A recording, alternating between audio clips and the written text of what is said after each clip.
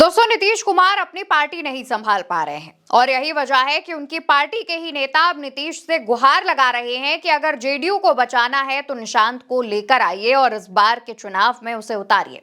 आखिर ऐसी क्या जरूरत पड़ गई कि पिछले 20 सालों से मुख्यमंत्री रहे नीतीश कुमार अपनी ही पार्टी नहीं बचा पा रहे हैं।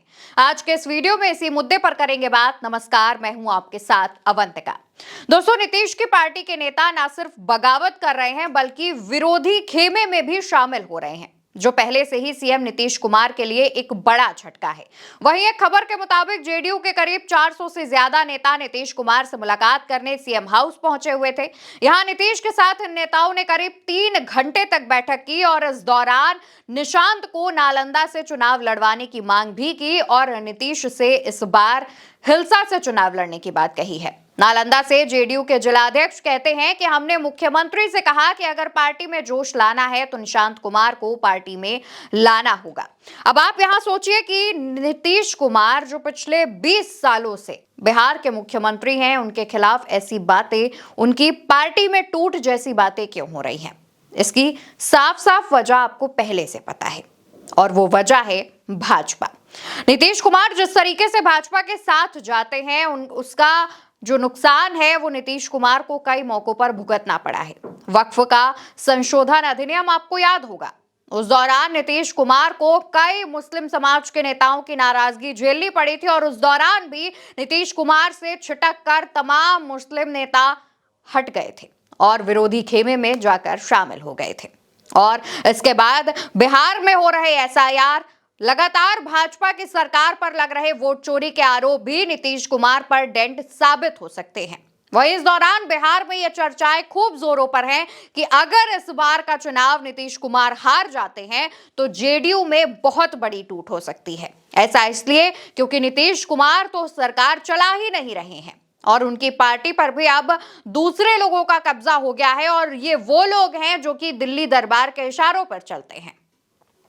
ऐसी तमाम खबरें चल रही हैं कि चुनावों के बाद जेडीयू में टूट हो सकती है और इस वजह से जेडीयू के जो नेता हैं, जो कार्यकर्ता हैं, वो इस बात से चिंता जता रहे हैं। वहीं नीतीश कुमार को सीएम फेस भाजपा की तरफ से ऐलान नहीं किया जा रहा है।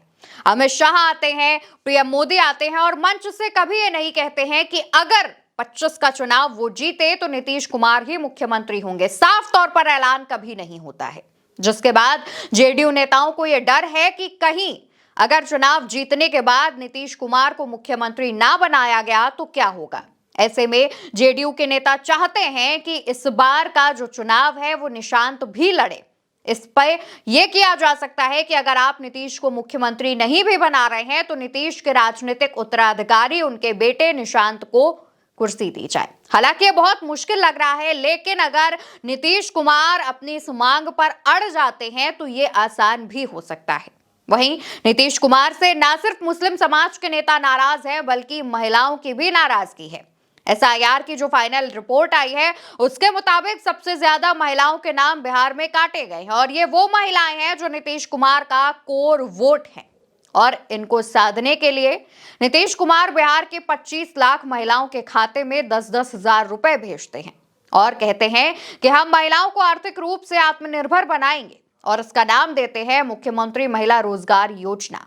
और इसके तहत जो राशि भेजी जाती है इसको लेकर के भी विपक्ष कह रहा है कि ये राशि आपको वापस करनी पड़ जाएगी।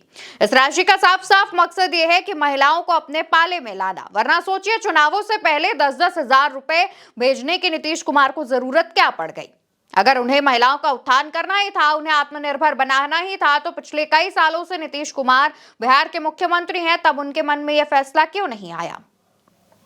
एकदम आखिरी समय में जब विधानसभा चुनाव होने वाले हैं उस समय में नीतीश कुमार तमाम योजनाएं लेकर आ रहे हैं। कहा यह जा रहा है कि इन योजनाओं से वोटरों को लुभाने की कोशिश की जा रही है, लेकिन नीतीश कुमार इस बार बहुत बुरी तरीके से एक ऐसे जाल में फंस गए हैं कि खुद निकल नहीं पा रहे हैं। नीतीश कुमार राजनीति के कोई कच्चे खिलाड़ी नहीं है, बेहद मंझे हुए खिलाड़ी हैं, लेकिन जिस तरीके से नीतीश कुमार की स्वास्थ्य, नीतीश कुमार की उम्र और उनकी हरकतों को लेकर सवाल उठ रहा है वो डेंट भी जेडीयू मैनेज नहीं कर पा रही है। नीतीश कुमार के तमाम मंत्री, जैसे कि केंद्र में मंत्री ललन सिंह को ले लीजिए या फिर राज्य में मंत्री अशोक चौधरी को ले लीजिए, ललन सिंह पर आरोप लगता है कि शाह उनको मैनेज करते हैं, शाह उनकी कठपुतली चलाते हैं और अशोक चौधरी पर पीके का लगातार हो रहा हमला ये भी जेडीयू के लिए काफी खतरनाक साबित हो सकता है।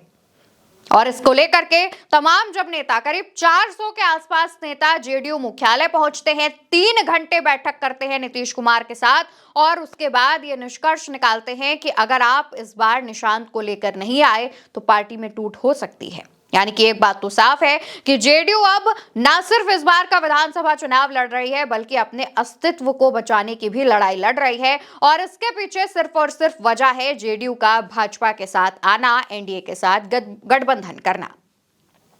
यानी कि अब जेडीयू के अंदर काफी असंतोष की स्थिति है और जेडीयू के तमाम नेता समझ नहीं पा रहे हैं कि उनका भविष्य इस चुनाव के बाद क्या होगा और इस वजह से निशांत को इस बार का चुनाव लड़ने के लिए कहा जा रहा है और पार्टी में मजबूती लाने के लिए नीतीश कुमार पर दबाव भी जेडीयू के तमाम नेता बना रहे हैं। फिलहाल दोस्तों इस खबर में इतना ही। खबर को लेकर आप जो भी कहना चाहते हो, आपकी जो भी राय हो, आप कमेंट सेक्शन में बता सकते हैं और साथ ही याद रखिएगा चैनल को सब्सक्राइब करने का, जिससे आप तक तमाम खबरें अपडेट्स के साथ पहुंचती रहे। नमस्कार।